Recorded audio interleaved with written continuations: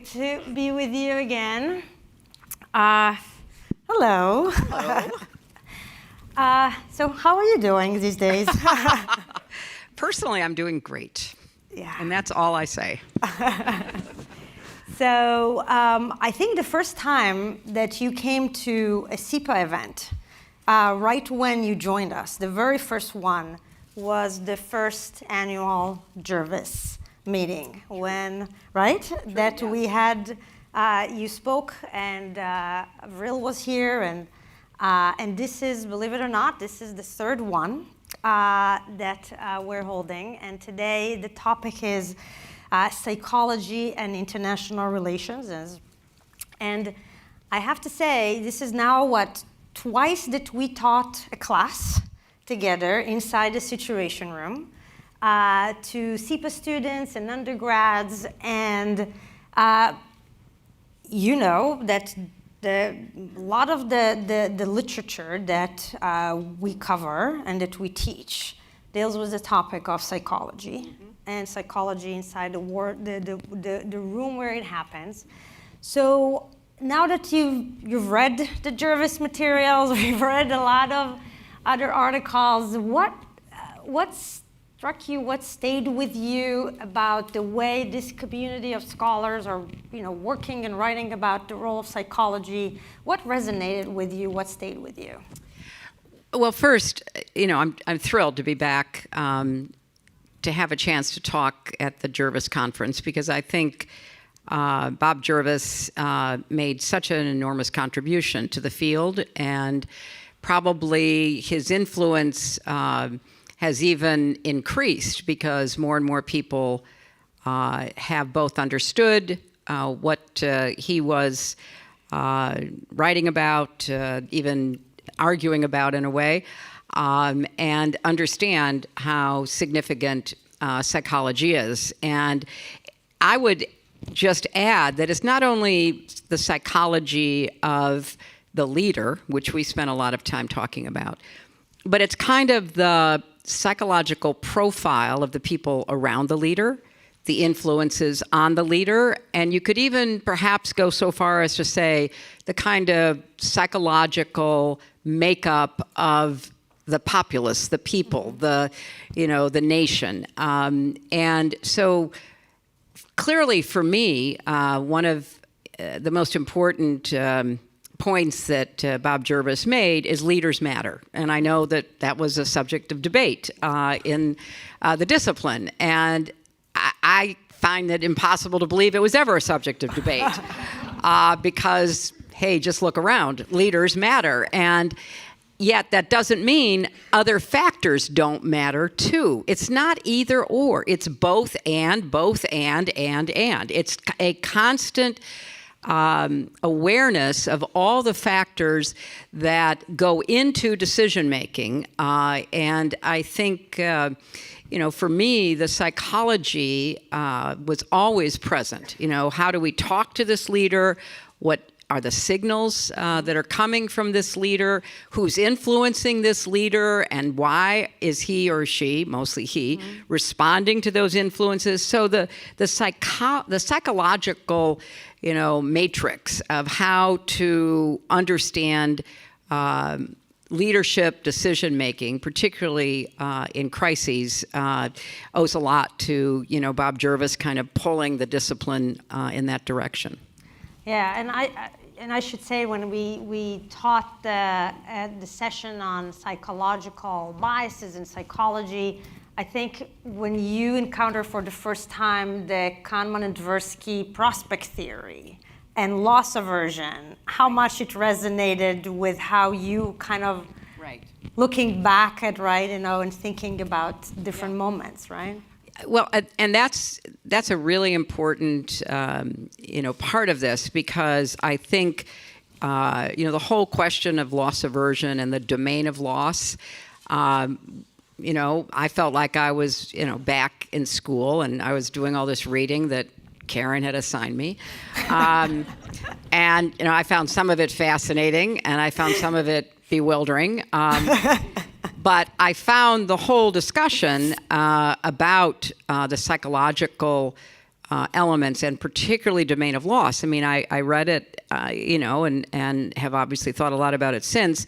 And, the first word that popped into my mind was Putin. And, you think about the domain of loss and the understanding of how individuals, let alone leaders, but in this case, a leader, views the world. And how that, in many ways, can help explain some of the decisions that he's made. So we talked today, and I'm sure it will come up tomorrow in the conversations. We're trying to understand, the world of us political scientists in the room. We tend to ask the question in a particular way. We tend to study in a particular way. And especially in psychology. So going back to when you were Secretary of State, and can you just tell us a little bit about what you were getting from the State Department, from the analytical part of the State Department, if it's policy planning or other areas? How much of kind of the aspects in psychology that we can cover in the class or that we write about came in the materials that you were reviewing or preparing you or briefing you to meetings and so on with other leaders? Well, it's interesting because usually the psychological profiling was done by the CIA.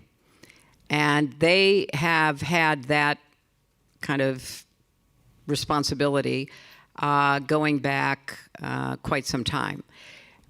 So there were psychological profiles. There were certainly then additional, when I say psychological profiles, it wasn't just information about a leader, but it was an effort usually by a psychiatrist, either on staff or on contract, to interpret that information, which is what you would get in a CIA profile.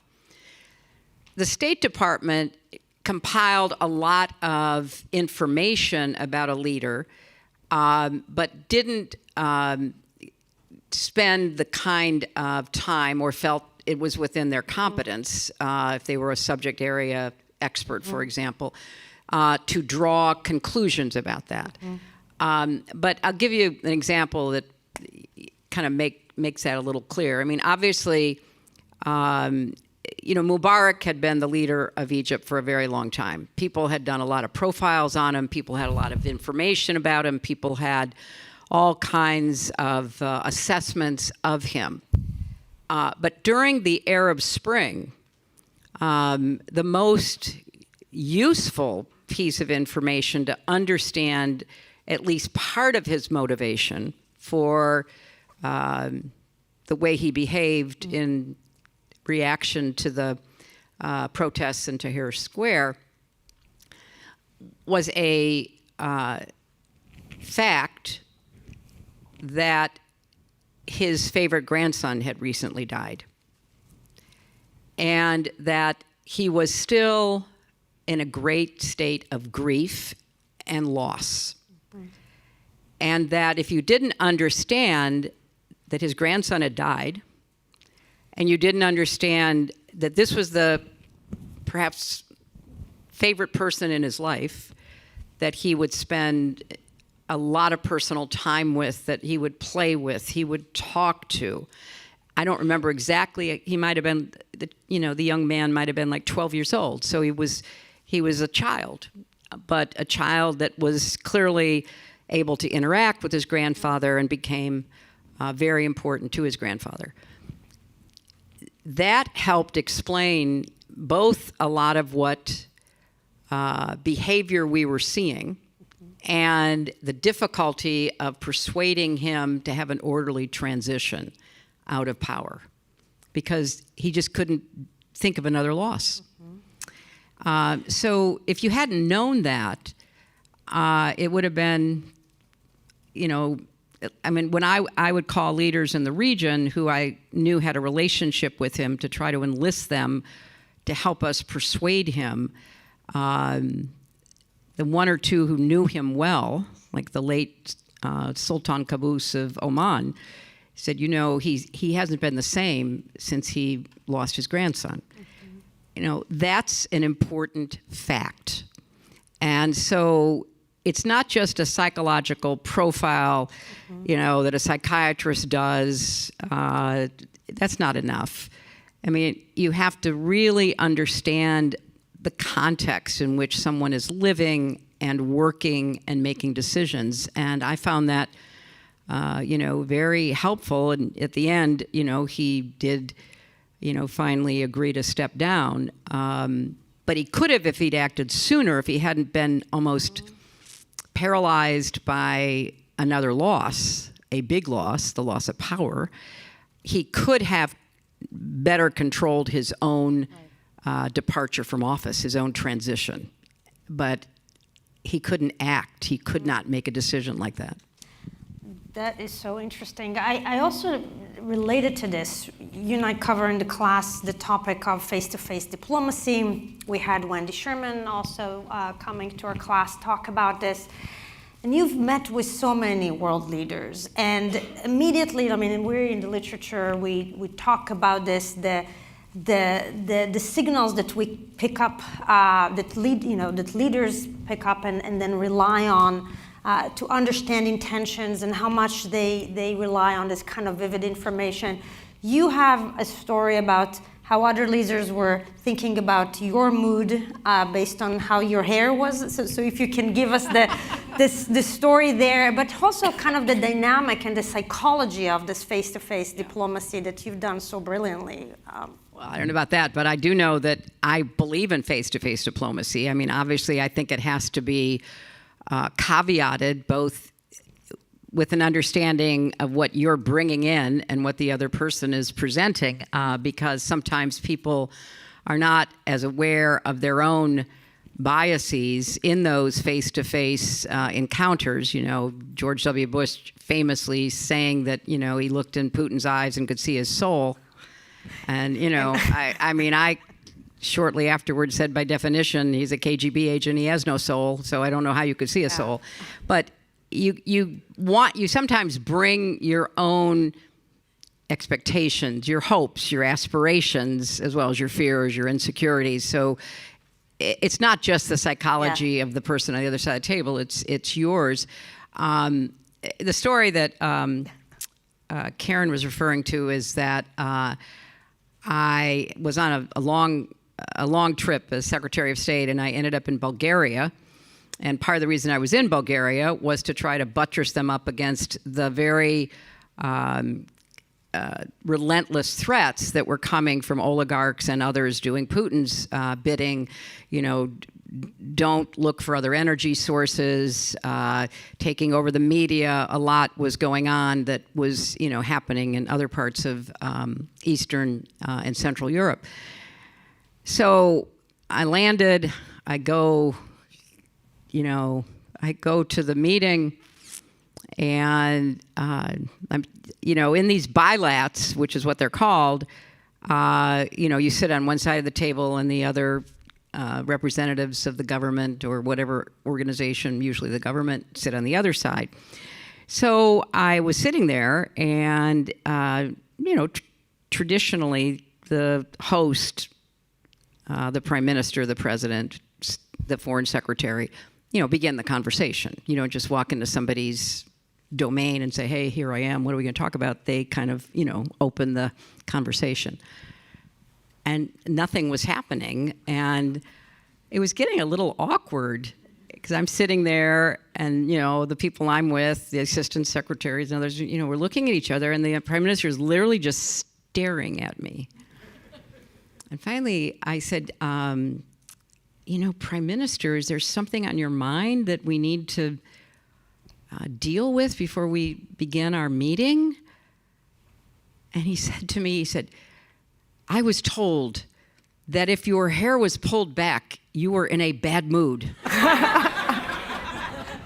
I said, no, the more accurate is if you've been on the road for 5 days, this is what it looks like. But it was just this funny, clearly his psychologist told him that. And, you can laugh about it, but there is a lot that goes into these bilateral meetings. I'll give you you think I'm obsessed with Putin, I'll give you another Putin story. So I'll give you two quick Putin stories.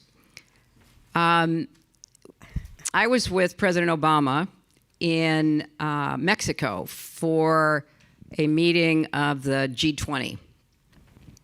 And we had a scheduled meeting with Putin that was supposed to start at noon. And it was protocol, you know. We had hosted the last meeting. We were hosting this meeting. So noon comes and goes. 12:15 comes and goes. 12:30 comes and goes. 12:45 comes and goes. No Putin. Not even a phone call, not, oh, I'm stuck in traffic. I mean, nothing. So I say to President Obama, I said, you know, this is obviously meant to, you know, be a very clear snub to try to throw us off, to gain advantage, you know, come in, you know, late, put us at a, you know, in a position of having to wait on him. Both Barack and I knew that. And so I said, what do you want to do, Mr. President? And he said, you know what? We were in Cabo. It was beautiful. We were outside in the sun. He said, we'll just sit around and wait. We don't have to be anywhere else for a while. See what he's got, see what he's doing. So about 1 o'clock, hour late, he shows up. And it was like so childish. Like Barack Obama and I are going to be intimidated or put off balance because he keeps us waiting for an hour in a beautiful place. I mean, it was so like rudimentary in the game that was being played. It's like the time he brought the dog in to intimidate Angela Merkel. I mean, it's just, that's, when you deal with him, that is exactly what you get. You know what mansplaining is, where, somebody... a man, sits with, his legs far apart. I mean, he would, every time I met with him, it was always like that. The Russian press would come in, he'd be mansplaining all over, criticizing the United States. It would be my turn to respond, and he'd tell the press to leave. So I couldn't even respond. Yeah. I mean, just, it's all that kind of psychological gamesmanship, which... if you've been around long enough, you understand, but some people, or they're in a position where they can't, figure out how to deal with him. Okay, so the last time I met with him was in September of 2012, and we were at the APEC meeting in Vladivostok, in an island off of Vladivostok. Which he had turned into the campus of a university and had built these really modern dormitories and large meeting rooms for the purpose of this APEC meeting, which would then be turned over and given to this university. And I'd been pushing Lavrov, the once present and future, there'll never be another Russian foreign secretary, best I can tell. I'd been pushing him for, more than a year on some kind of ceasefire and peace deal in Syria, and actually had gotten a deal in Geneva the prior June, which he agreed to. Then he left the meeting and called Putin, and he came back and he rejected the deal. So we'd been trying to get Putin back on some kind of track that would create a transitional government in Syria. So I asked for a meeting with him, and he refused to meet with me. And then we had to have a dinner. I mean, you always have to have dinners at these big meetings. And so he said he'd see me for 5 minutes before the dinner. So I met with him for 5 minutes, and I said, look, this was 13 years ago now, 12 years ago. I said, this is, we've got to stop this. You've got a stake in stopping it. We obviously do. Mm-hmm. Let's restart negotiations. He didn't say anything. So then we go into dinner. Under protocol, he had to sit next to me at dinner because the United States had hosted the prior APEC meeting, and Indonesia was hosting the next. So it was inescapable. He had to sit between me, because you know the old joke, right? You don't? It's about protocol?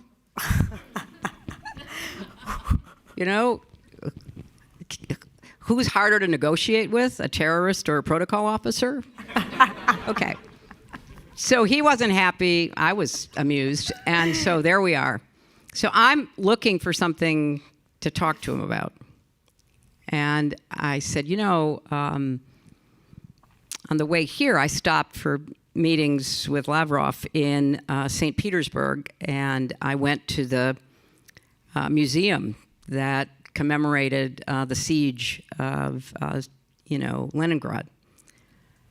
I said, it's really very moving, and, talked about what I had seen there. And all of a sudden, he came to life. And I used to find that with him, that if you could find a subject that he was actually interested in, not making peace in Syria, you could engage him. And so we then had a conversation about his father, who was on the front lines against the Nazis during the siege, and it went on. And it was quite a conversation in which he told me something that had never been reported before. He told me that his father, when he was given time off from being on the front lines, had walked back to their apartment, and as he was walking down the street, he saw the body collectors collecting bodies, and there was a very big pile of bodies near his apartment building. And as he walked by the pile of bodies, he noticed a leg sticking out, and he recognized the shoe of his wife. And he went over and tried to pull his wife, namely Putin's mother, out of the pile in order to to get her body. And the body collector's yelling at him, and his father doesn't care, and he's pulling the body out. Finally, the body collector said, well, you can take her. And Putin's father takes her body, and she wasn't dead. And took her in the apartment, and she survived. So Putin tells me this story. And after the dinner, I go back to where I'm staying, and I get all the people who are with me, the State Department people, the CIA people, the DOD people, all who are experts, in Russia, Putin, et cetera. I tell them this story. I said, have any of you ever heard this story? Nobody ever heard it. But if you think about that story, it, to me, helped explain Putin. The psychology of that story and him telling me that story was very significant. And then all of a sudden, people began to, look at. I wrote it. I put it in my book, Hard Choices. The Russians never contested it. So I think it's true. At least whether it's actually true or it's Putin's truth, it's significant. Peter, which one is it? This is fascinating. So just take this into kind of thinking about the situation room. When you're among policy, the key leadership policymakers trying to understand, to explain or get into, understand what Putin is doing when he's trying, when he's invading Ukraine, or thinking about whoever it is, if it's she or whoever. How much of those kinds of conversations about, is it more about this is the state and their interests, or how much of it is even talked about or discussed in especially when it came to personalistic regimes, and about the leaders and those kinds of background and stories and psychology that is linked to how you're making sense of what's happening, or how to respond, or what policies to formulate. So if you can just give us a little bit of a taste of how this all is discussed, or to the extent that it even discussed in the Situation Room. It's all discussed, and that's why you have people in the government who are supposed to be very knowledgeable about certain aspects of this. I mean, people who would know the history of a regime, or the history of a country's reaction to aggression, whatever it might be, plus the leader, plus who the leader listens to. Now, sometimes you don't have a lot of time to get all that and digest it, but if you have a decent amount of time for a good decision-making process, you can get a lot of that. And, for example, moving to China, I started something called the Strategic and Economic Dialogues, and it was a way to try to get a much deeper level of connection between government officials in both China and the U.S. So it wouldn't be just, the very top, officials, president or, vice president, secretary of treasury or the secretary of state. It would be a much deeper to try to weave together a better understanding, because when you have these conversations, it's not just historic information, it's what you can pick up. You pick up in conversation, you pick up in meetings, you pick up, kind of off the cuff. And so the more interaction you have, the better profile, whether it's a national profile, a regime profile, an individual leader profile. Well, if you don't have interactions, it's very hard to have that kind of, depth of information that can be useful. So I got a call like a week before I was supposed to go for our meeting in Beijing. And, these meetings, you bring, dozens and dozens of officials from all kinds of, government agencies to meet with their counterparts. And I was told that a Chinese dissident known as the blind dissident had escaped from his home, and he was in a car and he was on the way to the U.S. Embassy. And would I agree to let him in? And, one of those decisions that you had, he was in the car, it was on the way to Beijing. And then, as we kept the line open, and then, some of the security forces found out that he escaped and they were, in pursuit. So I said, yes, let him in. Well, that was very disruptive to the meeting we were about to have, to our relationships with the Chinese, and we let him in. I went ahead and went to Beijing. I sent ahead Bill Burns, who was my deputy, Harold Koh, who was my legal advisor, who happened to be in China ahead of time, to let the Chinese know and to prepare to deal with what would be their blowback. And I won't get into all the details. Again, I write about this in Hard Choices, but it was a really difficult, negotiation. They obviously wanted him back. We wouldn't give him back. We were trying to negotiate for him to leave the country with his family. And I guess the reason I'm saying this is that there were several things that I think made a difference. One, the relationships that we had developed. And I made a big point of dealing with my counterparts, both the Chinese Communist representative plus the party representative plus the government representative, of, being very respectful, very outreaching.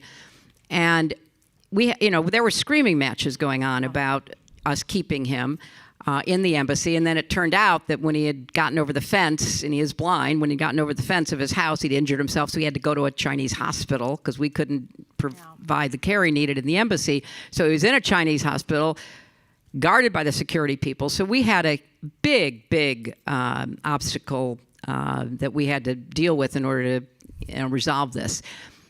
The bottom line was not to raise it with Hu Jintao. Do not, because I was meeting with him, do not say a word about it to him, because that would be a real challenge. We will deal with this below that level. And we will also try to get the security people to one side and deal with it on a diplomatic basis. And that, that was the kind of, assessment about who you deal with and who you say what to. And it was an incredibly tense situation. We eventually, got him and his family out. And I was very convinced that part of it was the relationships we had built in these face-to-face meetings. That it wasn't it wasn't like trying to stop the invasion of Taiwan, but it was a significant diplomatic, insult in a way that we had to negotiate around. And because we had a relationship, and we had a previously scheduled lunch to talk about people-to-people interactions, and we had selected Chinese students who had studied in the United States and American students who had studied in China to speak at the lunch And they both talked about how important it was for this relationship to continue, for people to learn from each other, for people to visit, for people to study. And I could see the faces of my counterparts really taking that all in. And it was a moment that, again, face to face, made a difference in how we finally resolved it. So when we taught the class twice, we realized that in our conversation that there is disconnect, but there are lots of areas where the academic community is, we're doing our own thing. We're in our bubble, writing and publishing in academic journals. Not a lot of it is accessible to policymakers or used by policymakers. And we decided at the end that it's worthwhile to try to bring together these two communities, and kind of the way we talked a little bit about it earlier is kind of bridging the gap, our own way, our own version of it, right? What we're doing in the classes is one way of bridging the gap, but to do this also in the form of a book. And we have a book coming out in the summer with Oxford University Press that half the book about crisis decision making is written by scholars. Some of them, many of them are in this room. And the second half writing is practitioners writing about crisis situations that they were involved with. And we, you and I write the introduction and the conclusion and do the kind of the synthesis. So from your perspective, what do you think the main obstacles are, and what do you think the main solutions, or how do we make progress? Well, I think, the book was a brilliant idea of yours, Karen, because at least we're trying to get within the pages of the book academics and policymakers together. And I think it's really important to start that conversation. And I think a lot of policymakers have no idea about the research and the findings that, many in this audience and others in the academy are doing, and how it could, or maybe not, but at least could possibly influence assessments and decision making. And I think that academics can really benefit from, a lot more contact with people in policymaking positions, like what would be useful, or, what are, issues that you've come up against about, how to study and what to pursue. So I think the book should be the first of many. I'd love to see it be the first of many, where people are trying to bridge that gap. Now, I think a lot of the debate about does face-to-face diplomacy matter? Well, it depends. It depends, and that's an honest answer. What are the factors that might make it matter more than otherwise? What are the factors that diminish its importance? Does public opinion matter? Well, it depends. Some leaders are hypersensitive to public opinion, and now in a world of social media, we don't even know what's real public opinion and what isn't. And sometimes something that goes viral represents a tiny percentage of people, but it has outsized influence. Well, how do we take that into account? So I just think that this field is now even riper for cooperation, for kind of dialogue, and the more we can try to model that and do that, and then also areas that would be useful, like some of the the work that has come out of experiments and analyses about how members of legislative bodies respond to public opinion. That's really significant. How do leaders take into account their own impressions in face-to-face? And I mean, interviewing people who have actually been in those face-to-face meetings and trying to draw out what they brought into it and what they learned from it, I think all of that is very important, because the more we can understand why we do what we do, and you can all analyze that, possibly it will lead to better decisions. Yeah, and so last question is, this is a kind of a room of really the best and the brightest political scientists I know. Many of them are in this room, and this is a very important moment. You look at the geopolitical chessboard, you look at the level of uncertainty, the transition in a new administration, but also globally, shifts in power, balance of powers, shifts in alliances, and looking at regional dynamics that are changing very quickly, and looking at the main actors, U.S. adversaries from Iran, North Korea, China, Russia.